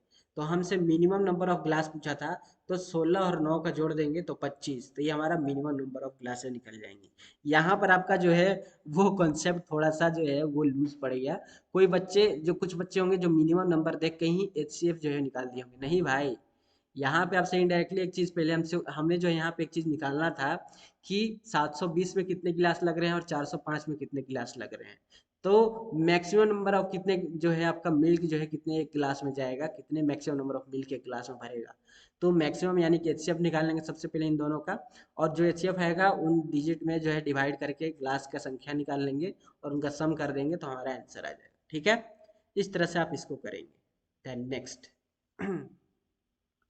नेक्स्ट क्वेश्चन है, अमिता स्नेहा राघव स्टार्ट कर रहे हैं, एक कार्ड बना रहे हैं, सारे पर्सन जो ओल्ड एज होम के हैं। ऑर्डर में जो है यानी कंप्लीट करने का, एक कार्ड कंप्लीट करने का उनका ऑर्डर ये है कि पहला कार्ड 10 मिनट में, दूसरा कार्ड 16 मिनट में, तीसरा कार्ड जो है 20 मिनट में कंप्लीट कर रहे हैं। तो जो स्टार्ट कर रहे हैं एक साथ कार्ड बनाना, तो एक साथ ही स्टार्ट कर रहे हैं। यानी अमिता 10 मिनट बना रही है कार्ड, राघव 16 मिनट बना रहा है, सॉरी स्नेहा 16 मिनट में, और राघव जो है 20 मिनट बना रहा है। ठीक है, तो जो जो आपका जो नेक्स्ट कार्ड जो ये तीनों बनाएंगे, नेक्स्ट कार्ड यानी न्यू कार्ड जो अब ये तीनों मिलकर को बनाएंगे, वो कितने समय बाद जो है, यानी कितने समय बाद जो है वो पूरी तरह से कंप्लीट जो है वो नेक्स्ट कार्ड बन के सामने आएगा। ये आपसे क्वेश्चन पूछ रहा है, यानी कि कम से कम कितने समय बाद एक नया कार्ड जो है वो बन के सामने आ जाएगा। तो कम से कम यानी एलसीएम निकालना है। तो 10 16 और जो 20 है, यानी 10 16 20 का जो है पहले प्राइम फैक्टरेशन कर देंगे, उसके बाद एलसीएम निकाल देंगे। 80 मिनट जो है वो आपका आ जाएगा। कि 80 मिनट बाद जो है 80 मिनट बाद जो है वो आपका एक नया कार्ड फिर से बन के आ जाएगा सामने। चलो सर, नेक्स्ट नेक्स्ट क्वेश्चन है कि if two positive integers x and y expressible in the इस फॉर्म, यानी दो पॉजिटिव इंटीजर्स हैं, x जो है इस तरह से लिखा है p स्क्वायर इंटू में q का पावर क्यूब, और y जो है वो आपका जो है वो p क्यूब इंटू में q है। तो इसमें कह रहा है कि what you can say about their LCM and HCF. तो इनका एलसीएम और एलसीएम एचसीएफ जो है आप कैसे निकालेंगे, ये कह रहा है कि इनके एलसीएम और एचसीएफ पे क्या आपका चर्चा है, क्या राय है। एंड एलसीएम जो है वो क्या मल्टीपल है एचसीएफ के, ये आपसे पूछा है, इसमें एक्सप्लेन करना है, अगर है भी तो क्यों एक्सप्लेन करना है। सो यार x is equal to P square into में क्यू का क्यूब दिया है, y जो है क्यू पी का क्यूब इंटू में क्यू दिया है। तो यहाँ से जब हम एलसीएम निकालेंगे तो पी क्यूब इंटू में क्यू का क्यूब है, और वाई जो है वो पी क्यूब जो है इंटू में क्यू दिया है। तो एलसीएम के लिए क्या होता है, एलसीएम बार बार मैं उल्टा ही लिख देता हूँ। सो एलसीएम के लिए क्या होता है, एलसीएम के लिए होता है कि कॉमन नहीं हमें जो है इनका देखना होता है। सो पी और क्यू तो दोनों में है, इनका हाईएस्ट पावर देखना होता है, तो पी क्यू हो गया और इंटू में क्यू का क्यूब हो गया, ये हो गया एलसीएम। एचसीएफ के लिए स्मॉलेस्ट पावर देखना होता है, तो स्मॉलेस्ट यानी पी स्क्वायर हो जाएगा और इंटू में क्यू हो जाएगा। तो ये एलसीएम और एचसीएफ हमारा यहाँ पे दोनों मिल गया। अब हमें इनका मल्टीपल जो है वो हमें शो करना है, एलसीएम एचसीएम तो फाइंड कर दिए, इनका मल्टीपल अब हमें शो करना है। तो मल्टीपल शो करने के लिए आप क्या कीजिए कि यहाँ पे इस एलसीएम को आप लिख सकते हैं, यहाँ से अगर हम पी और क्यू स्क्वायर कॉमन ले लें तो अंदर में पी स्क्वायर इंटू में क्यू बच जाएगा, और पी स्क्वायर इंटू में क्यू एच सी एफ होता है। तो यहाँ से आपको क्या मिला कि जो एलसीएम है वो पी क्यू स्क्वायर इंटू में एच सी एफ, यानी कि एच सी एफ के मल्टीपल में आ रहा है, यानी कि एलसीएम के मल्टीपल में जा रहा है एच सी एफ। और यही हमसे पूछ रहे थे कि क्या मल्टीपल में होगा क्या एच सी एफ एलसीएम के, तो जी हाँ होगा, यानी कि यस, आंसर में यस लिख देंगे। अब एक्सप्लेन करने के लिए भाई साहब बोल रही है, तो हम तो यहाँ पे ऐसे लिख के एक्सप्लेन कर दिए, लेकिन अगर एक एग्जाम्पल दे देंगे तो एग्जामिनर के ऊपर एक और बढ़िया सा व्यवहार जो है आपके ऊपर बन जाएगा, छवि एक बन जाएगा आपका। तो एक एग्जाम्पल ले लीजिए, कोई भी एग्जाम्पल ले लीजिए, जैसे मान लीजिए हम ए इज इक्वल टू 12 माने 12 का फैक्टराइजेशन करेंगे तो 3 का 2 का क्यूब 2 का स्क्वायर इंटू में 3, और बी का वैल्यू कुछ भी ले लो, 18 ले लो, 18 का करोगे फैक्टराइजेशन तो 2 इंटू में 3 का स्क्वायर आ जाएगा। अब इसमें एचसीएफ निकालोगे तो 2 इंटू में 3 यानी 6 आ जाएगा, एलसीएम निकालोगे तो 2 स्क्वायर इंटू में 3 स्क्वायर यानी 36 आ जाएगा। तो यहाँ पे देखेंगे कि एलसीएम 36 आया, और 36 को जो हम लोग 6 इंटू में 6 लिख सकते हैं, और एच हमारा 6 था तो इस 6 के जगह पे एच लिख सकते हैं, यानी 6 इंटू में एच कर देंगे, और ये एलसीएम के बराबर आ गया, एलसीएम के बराबर आ गया, यानी देखो मल्टीपल में आ गया एच एलसीएम के। यही इस तरह से डिफाइन कर देंगे, आपने एक्सप्लेन कर देंगे, एग्जामिनर आप पे खुश हो जाएगा, समझ गए, खुश हो जाएगा वो। तो इस तरह से आप इसको क्वेश्चन को, इस तरह क्वेश्चन को सॉल्व कर सकते हैं आप। चलो, बहुत इंपॉर्टेंट क्वेश्चन है इस तरह का।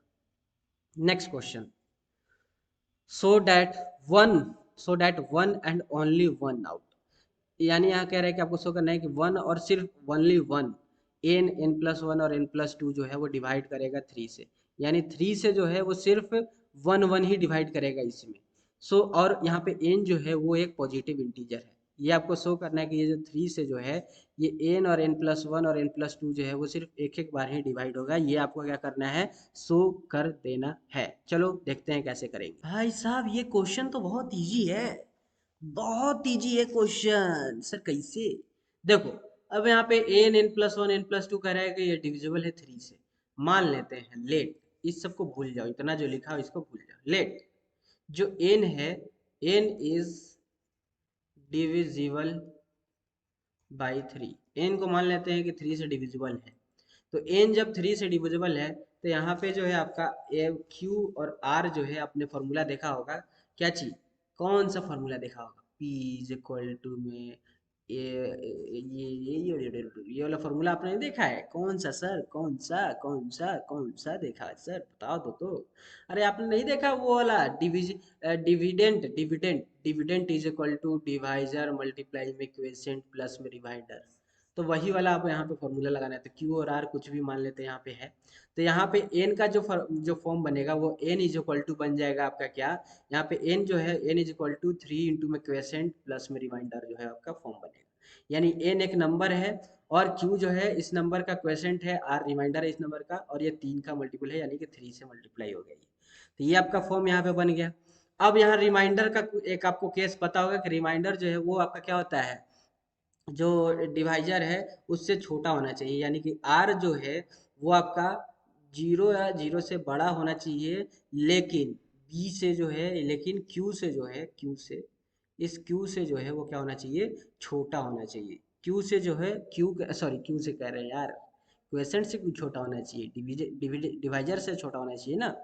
डिवाइजर से छोटा, तो डिवाइजर यहाँ पे ये है 3 है, ये आपका डिवाइजर होता है। मैं एक बार फिर बता देता हूँ, ये आपका क्वेसेंट होता है, ये आपका रिमाइंडर होता है, और ये आपका डिविडेंट होता है। क्या होता है? डिविडेंट होता है। ठीक है। सो ये जो आर है, आर जो है वो 0 या 0 से बड़ा होता है, और 3 से जो है वो छोटा हो जाएगा, क्योंकि डिवाइजर से छोटा होता है तो यानी 3 से छोटा हो जाएगा इस केस में। ठीक है। तो यहाँ पे आर का वैल्यू आपका कितना बना, आर का वैल्यू यहाँ से 3 बने। आर का वैल्यू एक 0 बना, एक 1 बना और एक 2 बना। 3 तो नहीं होगा क्योंकि 3 से छोटा होगा। यहाँ पे एक गलती कर दिया मैंने, इक्वल टू डाल दिया, 3 से छोटा होगा ये। ठीक है। तो ये 3 वैल्यू आर के बने, तो अब बना लेते हैं। सो अगर n इज इक्वल टू हमारा बना 3q प्लस आर, अगर n का वैल्यू अगर हम 0 ले लेते हैं तो हमारा क्या क्या बन जाएगा, n का वैल्यू 0 ले लेंगे। तो यहाँ पे जो है n का वैल्यू 0 कहाँ से, n का वैल्यू थोड़ी हमारा r का वैल्यू आया ना। सो यहाँ पे हम r का वैल्यू, वही तो कहें कि n का वैल्यू कैसे ले रहे हैं। r का वैल्यू अगर पहले हम 0 पे देखते हैं तो r का वैल्यू 0 लेंगे, तो n का जो वैल्यू है वो हमारा क्या आ जाएगा, 3q आ जाएगा। फिर r का वैल्यू जो है 0 लिया है तो n का वैल्यू 3q आ गया। फिर एक बार दूसरे पे चेक करते हैं, n+1 पे चेक करते हैं कि n+1 पे क्या हो रहा है। सो n+1 पे चेक करेंगे तो n+1 यानी इसमें +1 कर दिए हैं, इस पूरे इक्वेशन में जो है वो +1 किए हैं। तो n+1, तो यहाँ पे आप देखेंगे क्या होगा कि 3q प्लस में r का वैल्यू यहाँ पे 0 ही है, और प्लस में 1 यानी कि 3q प्लस 1 हो जाएगा ये। ठीक है। 3q प्लस 1 हो जाएगा ये, और यहाँ पे r का वैल्यू 0 था ना, तो यहाँ पे r की जगह पे हम 0 रख दिए हैं, तो 3q प्लस 1 हो जाएगा। और n प्लस में और क्या दिया है, n प्लस में 2 दिया है। सो n प्लस में 2 पे चेक करेंगे तो 3q प्लस में 2 और r का वैल्यू 0 है तो 3q प्लस 2 आ जाएगा। तो इसमें देखेंगे कि इसमें जो 3 जो है, 3 का मल्टीपल सिर्फ ये वाला आ रहा है, 3 का मल्टीपल सिर्फ ये हो रहा है, ये तो नहीं है। इसमें 3 का मल्टीपल में एक जोड़ के आ रहा है, इसमें 3 का मल्टीपल में 2 जोड़ के आ रहा है n+2 में। ठीक है। तो इसमें सिर्फ n में जो है, n में जो है वो डिवाइड कर रहा है। ठीक है। n में जो है वो सिर्फ डिवाइड कर रहा है जब r का वैल्यू 0 है तो। अब r का वैल्यू 1 ले लेते हैं, तो r का वैल्यू जब 1 लोगे तो n जो है वो 3q प्लस r है तो प्लस 1 हो जाएगा, r का वैल्यू 1 है तो। चलो n+1 ले लेते हैं, तो n+1 में 3q प्लस ऑफ ये r का वैल्यू कितना है, 1 है, r का वैल्यू 1 है, और प्लस में यहाँ पे 1 किए हैं इस तरफ भी, तो इस तरफ भी 1 कर देंगे, तो यहाँ से आ गया 3q प्लस 2 आ गया। ठीक है। चलो n का वैल्यू 2 ले ले, n+2 का पे चेक करते हैं, तो 3q प्लस में n का वैल्यू 1 है तो 1 हो गया। अब प्लस में यहाँ भी 2 प्लस किए हैं तो इधर भी 2 प्लस कर देंगे, तो यहाँ से आया 3q प्लस में 3 आ गया। ठीक है। तो अब यहाँ पे इन तीनों में देखते हैं कि कौन जो है डिवाइड कर रहा है 3 से, तो ये तो नहीं कर रहा है क्योंकि 3 का मल्टीपल है, लेकिन फिर +1 हो जा रहा है। ये भी नहीं कर रहा, +2 हो जा रहा है, लेकिन ये कर रहा है क्योंकि 3q भी 3 से डिवाइड करता है और 3 भी 3 से डिवाइड करता है, तो इसमें n+2 डिवाइड कर रहा है और इसमें जो है वो n डिवाइड कर रहा है। अब एक और सिर्फ वैल्यू बच गया, कौन सा, r is equal to 2, last value. इसमें n जो है वो आपका क्या हो जाएगा, 3q, r का वैल्यू 2 है तो ये हो गया। फिर उसके बाद n+1 पे देख लेते हैं, तो n+1 में 3q, r का वैल्यू 2 है, प्लस में इधर 1 ऐड किए हैं तो इधर भी 1 ऐड कर लेंगे, तो यहाँ से आ गया 3q प्लस में 3, ये तो डिवाइड करेगा, ये आपका डिवाइड नहीं करेगा 3 से। और एक n+2 बच गया, तो n+2 में आ जाएगा 3q, r का वैल्यू 2 है, प्लस में ये भी यहाँ पे 2 जोड़े हैं तो इधर भी 2 जोड़ देंगे, तो 3q प्लस में 4 आ गया, ये भी 3 से डिवाइड नहीं करेगा, तो यहाँ भी सिर्फ एक ही डिवाइड कर रहा है, यानी जब r का वैल्यू 2 है तब भी सिर्फ एक ही वैल्यू जो है वो 3 से डिवाइड कर रहा है, r का वैल्यू जब 1 है तब भी सिर्फ एक ही वैल्यू जो है वो 1 से डिवाइड कर रहा है, कौन सा वैल्यू है, वो n+2 है, वो 1 से डिवाइड कर रहा है। जब r का वैल्यू 0 है तब भी सिर्फ एक ही वैल्यू है जो वो 3 से डिवाइड कर रहा है, वो कौन सा है, n is equal to 3q है, यानी कि सिर्फ एक एक वैल्यू ही डिवाइड कर रहा है। और यही आपसे शो करने के लिए कहा था कि 1 एंड ओनली 1 सिर्फ डिवाइड करे n+1 n+2 किससे, 3 से। तो जी हाँ, आप हम यहाँ पे शो करके जो है वो आपको दिखा दिए हैं कि सिर्फ एक ही वैल्यू जो है वो आपको डिवाइड कर रहा है, इस तरह से आप कर लेंगे। और अगर इस तरह से नहीं करेंगे तो यहाँ पे जो लैंग्वेज लिखा है आप इसको रट के चले जाइएगा एग्जाम में, ये आप इस तरह से लिख दीजिएगा अगर ये नहीं समझ में आया तो। और अगर समझ में आ गया तो बहुत अच्छी बात है, अगर वीडियो को रिवाइंड करके 2-3 बार देख लेंगे पक्का समझ में आ जाएगा, ठीक है। चलो सर, लास्ट 2 क्वेश्चन और बचे हैं इस चैप्टर के, बाकी ये पूरा चैप्टर आपका वन शॉट में कंप्लीट। फाइंड करना है एचसीएफ और एलसीएम, एचसीएफ और एलसीएम 306 और 657 का, और यहाँ पे वेरीफाई भी करना है कि एलसीएम और एलसीएम का मल्टीपल जो है प्रोडक्ट ऑफ 2 नंबर होते हैं। तो 306 का ये आपका फैक्टराइजेशन, 357 657 का जो है ये आपका फैक्टराइजेशन। एचसीएफ आप निकाल लेंगे, लिस्ट कॉमन होता है तो लिस्ट कॉमन यहाँ पे ये स्क्वायर है, 32 नहीं है, स्क्वायर है ये, तो यहाँ पे जो है यहाँ पे लिस्ट कॉमन 3 स्क्वायर आ गया यानी 9। एलसीएम निकाल लेंगे इनका तो ये आ जाएगा। अब एलसीएम एलसीएम का मल्टीपल देख लेंगे 2 नंबर का, तो आपका जो है आपका ये चीज़ें जो है आपका आ जाएंगी सामने, R H S equal to R H S L H S, ठीक है। एलसीएम इंटू एचसीएफ देखा गया तो एलसीएम हमारा इतना आया था, मल्टीप्लाई में एचसीएफ ये आया तो ये आ गया। और प्रोडक्ट ऑफ 2 नंबर देखे 306 और 657 का, तो यही आया, यानी आर एच एस और एल एच एस जो है दोनों सेम आ गया, तो ये भी वेरीफाई हमारा हो गया। तो इस तरह से इस क्वेश्चन को आप सॉल्व कर लेंगे। देन लास्ट क्वेश्चन है, शो करना है एनी पॉजिटिव ऑड नंबर, कोई भी पॉजिटिव ऑड नंबर, जैसे ये 4q+1 या फिर 4q+3 जो है वो आपका कोई भी पॉजिटिव ऑड नंबर जो है where q is positive integer, ये आपको शो करना है कि any positive odd number is of the form, ये जो है कोई भी पॉजिटिव ऑड नंबर जो है वो 4q+1 या फिर 4q+3 के फॉर्म में होते हैं, और q जो है यहाँ पे पॉजिटिव इंटीजर है, ये शो करना है। तो मान लेते हैं कि a जो है वो पॉजिटिव ऑड इंटीजर है। यूक्लिड डिवीजन लेमा जो कि आपके एग्जाम में इस बार नहीं आ रहा है लेकिन देख लेते हैं इस क्वेश्चन में, तो लेमा लगा देंगे जो कि फॉर्मूला ये होता है a is equal to 4q+r, यहाँ पे q और r पॉजिटिव इंटीजर है और r का वैल्यू जो है 0 से बड़ा या फिर 0 के बराबर और 4 से छोटा होना चाहिए, क्योंकि 4 हमारे यहाँ पे डिवाइजर है इस बार। तो यहाँ से एक चीज़ हम देखें कि यहाँ से r का वैल्यू आया 0, 1, 2 और 3, ठीक है, ये वैल्यू आ गया। तो जब हम r का वैल्यू 0 ले रहे हैं, r का वैल्यू जब 0 हम ले रहे हैं, तो a is equal to 4q+r में r का वैल्यू 0 ले रहे हैं तो a का वैल्यू क्या आ गया, 4q आ गया, ठीक है सर, a का वैल्यू 4q आ गया।